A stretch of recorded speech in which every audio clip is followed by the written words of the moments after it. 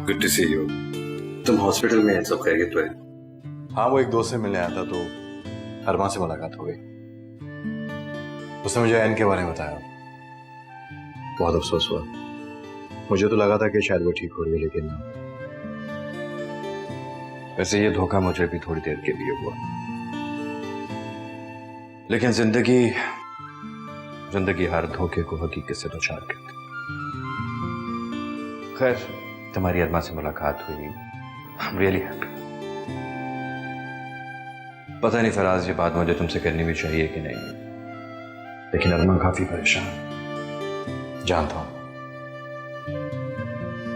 देख लिया मैंने उसकी आंखों में सारी कहानी दर्ज है, लेकिन मुझे अफसोस है कि मैं उसे वक्त पर नहीं समझ पाया। ज़ियान, उस दिन तुमसे बात करते हुए मेरे लहजे में जो तलखी थी, मुझे उम्मीद है कि तुम भूल पाओगे। कम ऑन फराज, तो तुम्हें कब भूल चुके।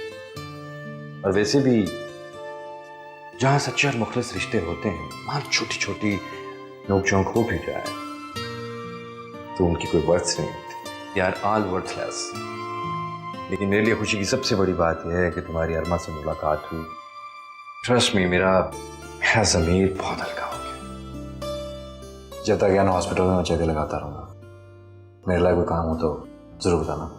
So sweet of you. So sweet of you. Take good care of yourself. Huh? You too. Thank you.